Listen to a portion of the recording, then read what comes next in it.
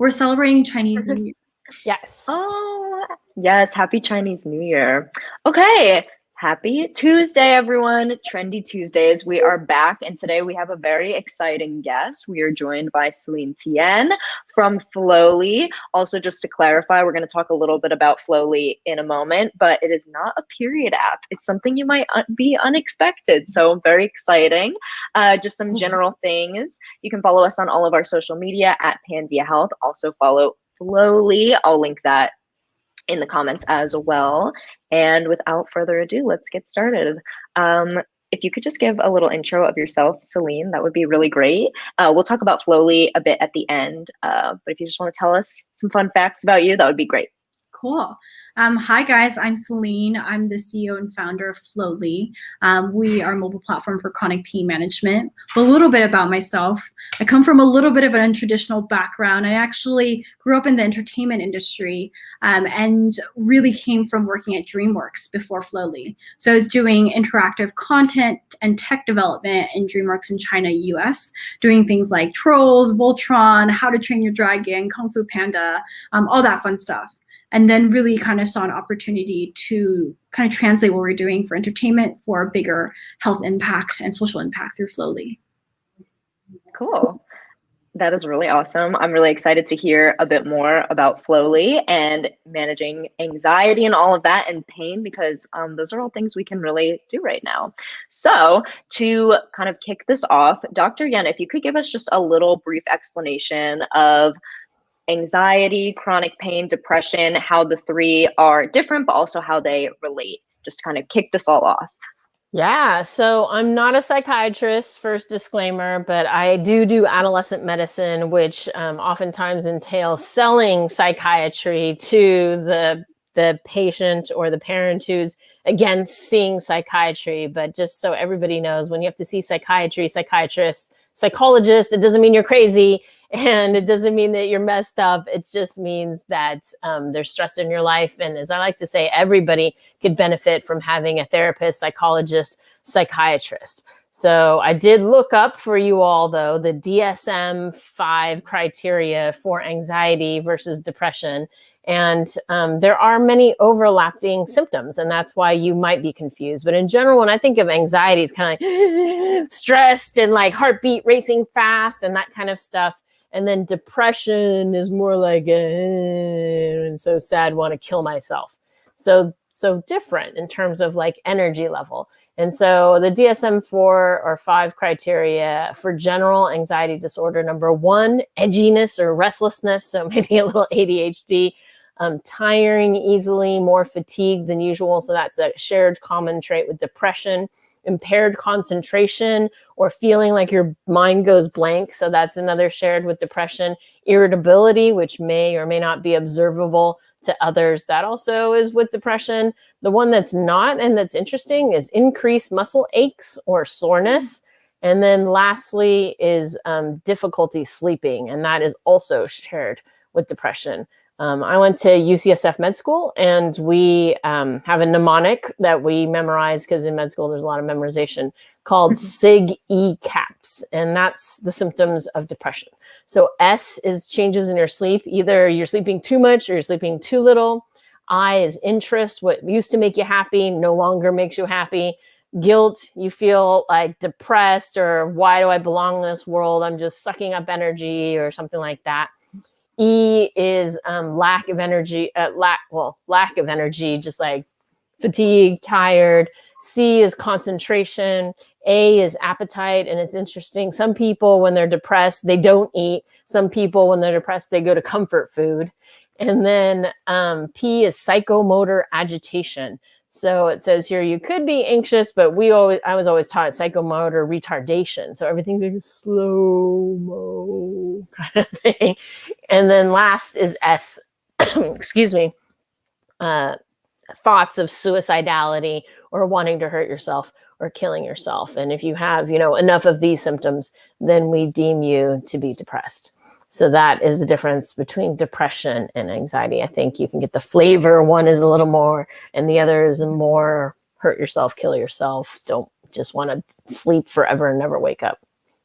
Yeah, Thank you.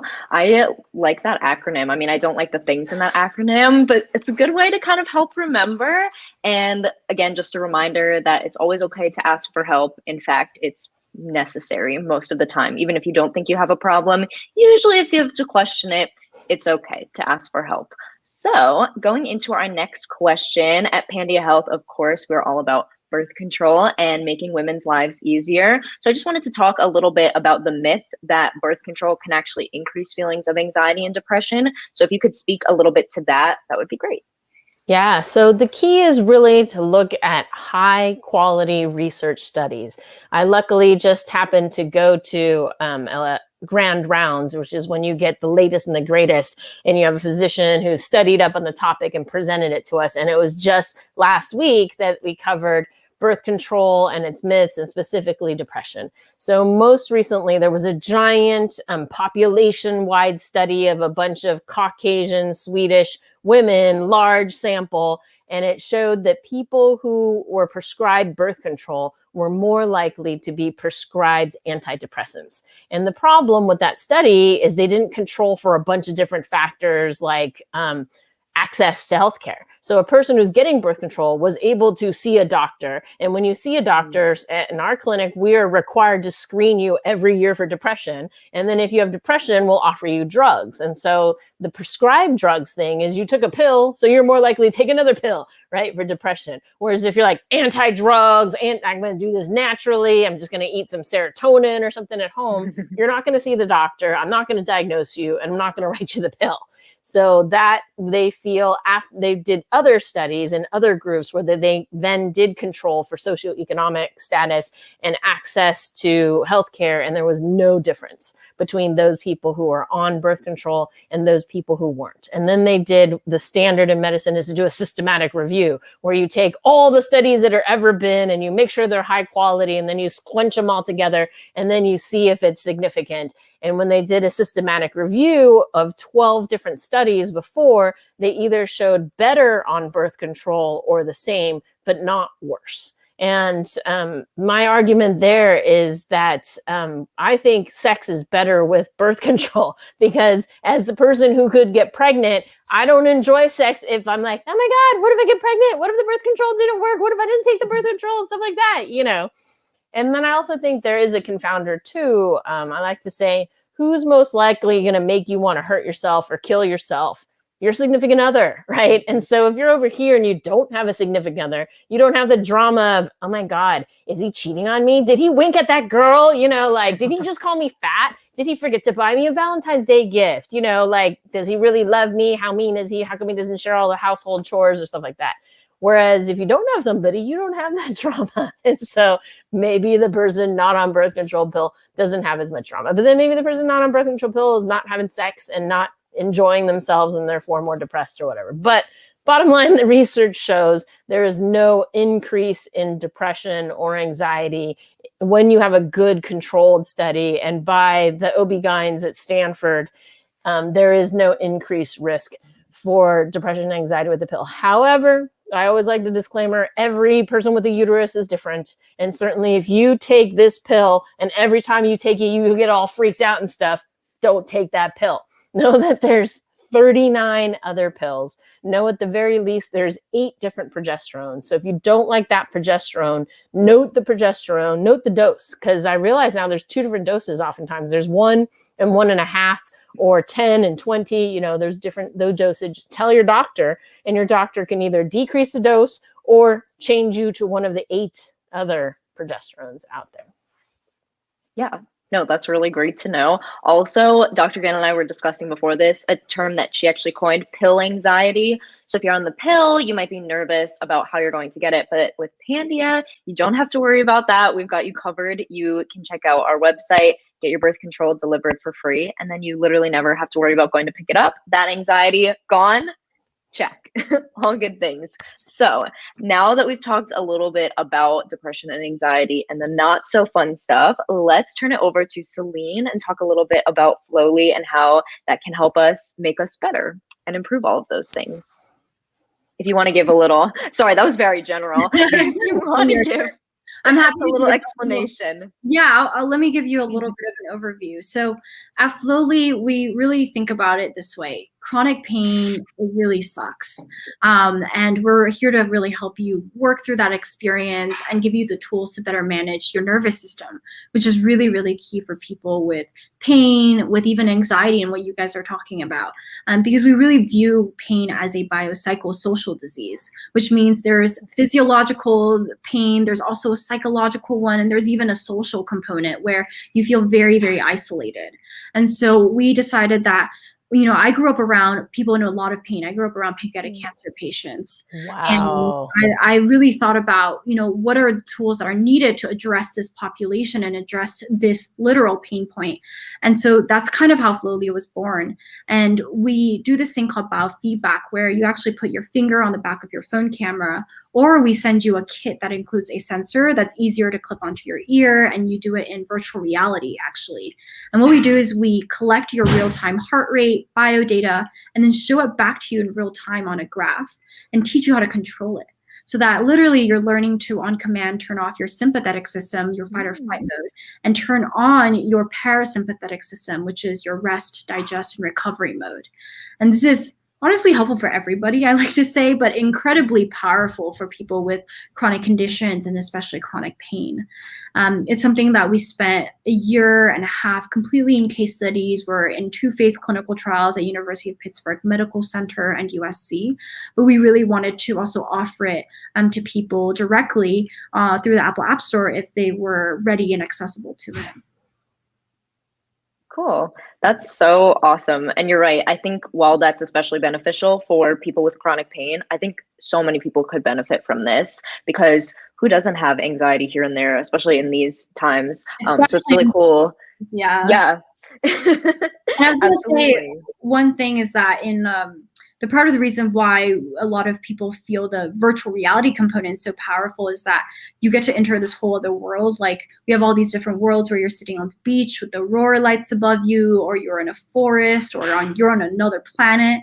And it actually helps you learn this nervous system regulation faster. But at the same time, it's just plain relaxing and nice. Like, you go back to a space and a world that you're comforted by, you feel safe in. And I think that's really offered a lot of our members a source of comfort during these times. Yeah, no, that's really great. And again, that's definitely something we could use right now in this pandemic. And in general, the world is very stressful right now. So it would be nice, I think, to kind of turn it all off just naturally as well. So I also wanted to ask you, how did you come up with this idea? I know you mentioned briefly being around a lot of people with chronic pain, but we're all about female entrepreneurship at Pandia Health. We're a women-led, doctor-led company ourselves. So if you could give us like how you kind of got into the idea, and then how you actually had that confidence to then move forward with it, because that's really scary. It is. It's really scary. And actually in our community, we have a lot of, we call spoonies or chronic illness warriors that because of even if they're on disability or it's hard for them to work for an employer, they have to self-employ or start their own businesses. And we also always talk about it's especially hard because the majority of chronic pain patients are women. And so it's something that a lot of my team, we're majority women of color. We've all been through that. And I think for me, it was that I grew up around, like I said, people in a lot of pain. So I felt especially strong about this population and this pain point. But then I took a lot of time to really research it and understand with my team that, there's more people impacted in this world by chronic pain than cancer, diabetes, and heart disease combined. So it's a huge population. And over 75% of chronic pain patients are women. And of course, I just spoke even more to our team. And so we first step we took was to work with professionals that we felt like had the medical background to really back what we were doing. So we worked with the chair of anesthesiology at UCLA at the time to design the prototype. And then we really took the pains before we ever brought it to market to study it in case studies. And I think that really taking that time to research it and understand this population and understand what the needed solution was really gave us the confidence that we felt we had something here. And I also think that early on,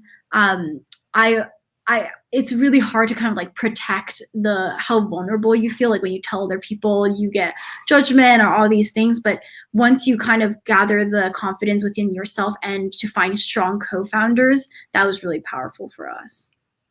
Yeah, that's awesome. Do you think that this app could be helpful for women who have chronic pain, specifically related to either periods or just like menstruation? Well, that is periods, menstruation. I meant to say conditions like PCOS, ovarian cysts, things like that. Do you think it could be helpful for that population as well? Yeah, I definitely think it could be very, very helpful. What we always say is Flowly is not for everybody, and we're very cognizant of that. We're not saying it's a silver bullet. It's not working for 100% of the people, but for a lot of neuropathic pains and a lot of chronic condition, it is incredibly helpful because we can all learn how to auto-regulate our nervous system better.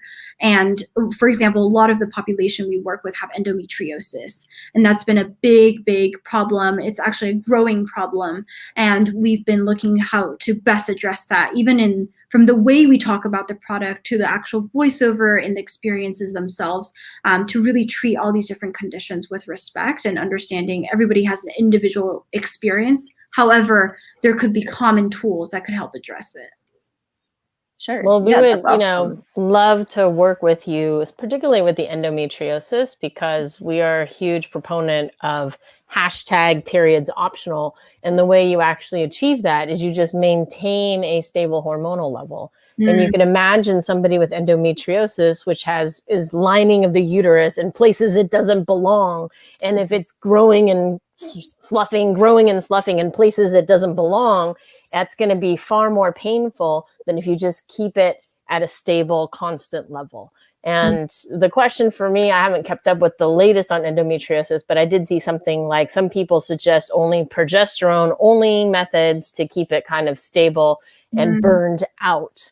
Or you could do, I've just found that with the estrogen and the progesterone methods, you're less likely to have breakthrough bleeding. Whereas with the progesterone only, you like 30 to 50% of those on an IUD with hormone will lose their periods. But on the flip side, the other people will continue. So if you continue to have your periods, then you'll continue to have this up and down situation. But if we put you on a pill, the patch, the ring, then we can maintain it and therefore decrease the exacerbation of endometriosis. Yeah.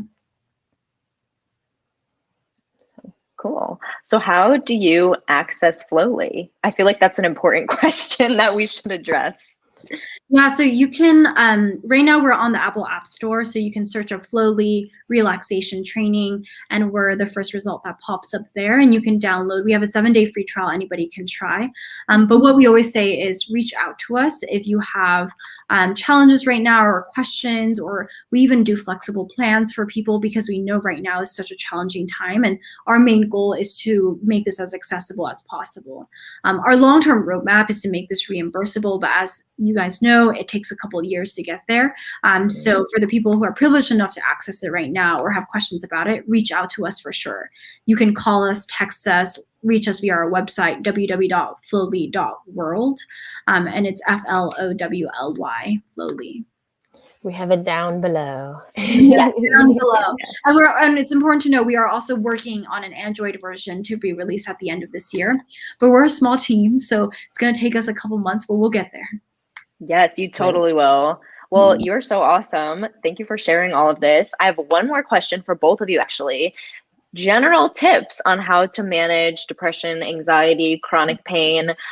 You could talk a little bit about Flowly or just in general. Would love to hear some tips. I'm sure the public would love that as well. Dr. Yan, if you'd like to start, go for it. Yeah, so I think exercise is good for both anxiety, kind of burning off your extra kind of energy. And then for depression, it releases endorphins as well. So easy to say, but more importantly, how to incorporate that. I'm not a person who believes in the gym. If you love the gym, go for the gym. But I just will dance to some music. I just love music. And so if you can pick like one song or 3 songs, and that's like a 15-minute workout, and just pick something that gets you happy and going. And then also the happy of the song can kind of get you out of the depressive mode. There is also something to be said for smile therapy. I don't know if any of you are old enough to have watched Ally McBeal, but simply if you're like, you're just not going to be happy, and your body has muscle memory. So if you smile, or if you're laughing, or I love comedy too. So just pull up some Saturday Night Live or whatever you think is the most hilarious thing in the world. Go watch that person or that thing. I like Seinfeld. I love Robin Williams, and Wanda Sykes, just a ton of female comedians as well. Tina Fey, I read her books. And then lastly, there's antidepressant medications out there. No one should be ashamed of it. If you Google online and you do the PHQ-9, which is a depression screen, and you score above 10, go see a doctor and go get some medications and some therapy. There's no shame in taking an antidepressant. It doesn't take you and make you crazy happy. The way I think of it is a safety net. That without it, some people will hit 0, which is like want to hurt yourself, kill yourself. Other people start at 5 and they'll just drop to 3. But if you were born at 3, then you're going to hit 0 a lot faster. And so if we can just raise you up to 5, then you can fall and you won't fall to 0 as much. And my other joke is I think antidepressants should be in the water because it is that harmless, and it could, help so many people and prevent people from hurting themselves. And then my kind of natural antidepressant is turkey has serotonin or tryptophan, which is a precursor to serotonin. So I always it may be totally placebo effect, which works 30% of the time. Eat some turkey, but I also do love turkey with gravy and mashed potatoes. That's fair. Yeah. I used to be really embarrassed when I was on medication, like when I was in high school, but now I feel like I'm the exact opposite. I'm like, yeah, I'm on meds. Like, it's great. I feel so much better.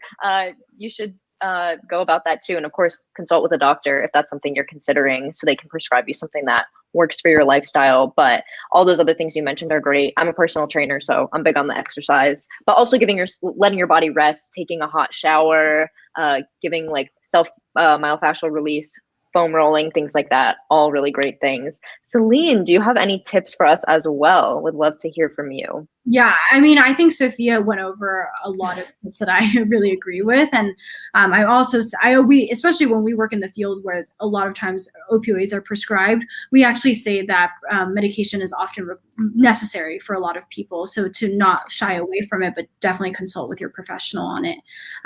The one tip I would say is that the reason why we're called Flowly is about this idea of flow state. And this is something that a lot of people aren't totally aware of, might have heard about it. And I thought has been really helpful for a lot of our folks we work with who have anxiety and depression. And that is finding an activity that engages you into a flow state. Flow state is that feeling when you're completely relaxed yet really focused. So it's that optimal focus, relaxation, and it's where you're completely absorbed with the activity at hand. So that when you're doing the activity, there's a sense of timelessness, there's a sense of reward, and it actually creates dopamine. It makes you relaxed. It's an incredible feeling that athletes say they experience when they're practicing, writers say they experience when they're writing. And I always encourage people to seek out activities that engages that flow state for themselves. And for a lot of people, it could be as simple as knitting, doing a coloring book. It could be, working in your garden or something that you're very, very passionate about, and to give yourself the time to do that. There's multiple ways to engage flow state, so that's like the easiest way to try and do it. It's not as consistent because we change day to day, our moods and hobbies and interests change, and especially when we have anxiety and depression, sometimes we're not motivated to actually go and seek out those activities, which is why we consider biofeedback to be another very consistent way to engage flow state. And biofeedback is what we do at Flowly, which is where we directly affect your nervous system to basically force it to turn on the nervous system branches that engages flow state in your body and your mind. Cool. Yeah, I love that. I can definitely think of the flow state when I used to be a dancer. That was totally when I was on stage, that was my flow. And that's when I was the happiest. So that's so awesome that's something you try to focus on and promote. So as we wrap up, I just wanted to ask both of you if you had any key takeaways, just like quick rapid fire before we head out. Dr. Yuan, go Go ahead. No pressure. I am really excited about Flowly, and I think it's so awesome that it's female founded, female led. And I think you have a male co-founder, but 2 out of 3 are female. And 1 is awesome, 2 is even better. And the fact that it's so easily available as long as you have a phone. I look forward to the day that it's covered by insurance and that everybody can access it. But until then, it's an interesting and great option. I think take care of yourself, everybody, during COVID. And don't be hard on yourself. Look at the cup full rather than half empty, and count your blessings and be glad that you're not in Texas. And if you're in Texas, be glad that you're not in some other place that has no vaccines at all. So just, don't look at yourself as better than someone, but sometimes that helps when you're sad that you have health, that you have family, that you have an amazing team, that we have an amazing team at Pandia Health. And I see many of our patient care advisors checking in today, as well as our head of marketing in the chat. So I appreciate everybody's help. So be thankful for the community you have. And it never hurts also to eat dessert. Very true. So underrated, but it's true. And Celine, any last minute things? And if you also want to give your social media handles, that would be perfect. Yeah, you guys can find us at officially Flowly on all the social media channels. And my final thing is, I agree with everything Sophia says. That all resonates with me really as well. And then one thing I would add is it's also okay to, on the days you feel down and you feel like you don't want to do anything, you don't have to force yourself to do a tool or to have to address what you're feeling or doing in that moment. Because I think oftentimes there's this narrative of like, when you're feeling down or you have pain or you have anxiety, why don't you just breathe better? Or why don't you just go do this and this? But really it's to meet your body where it's at on a daily basis, which is what we're all about. It's to be patient with yourself and every day to not go in with expectations, but simply observe where your body is at. And it's okay for it to live in whatever state it is in that moment. Don't give yourself pressure, give yourself the patience and the time. Mm-hmm. Yeah, that's really great. Thank you so much. I feel like that really relates to Flowly and kind of ends this on a really nice note. So with that being said, I just wanted to say thank you so much to Dr. Yen and Celine. It was really great to talk to both of you, and I'm so happy we got to learn a little bit about Flowly and how to improve our mental health. Check us out. We are usually here every week on Tuesdays, Trendy Tuesdays, talking about all the important women's health topics. So don't forget to keep following us, follow Flowly Official as well. And we will hopefully see you all next week. Have a good one. Stay safe. Take care of yourselves.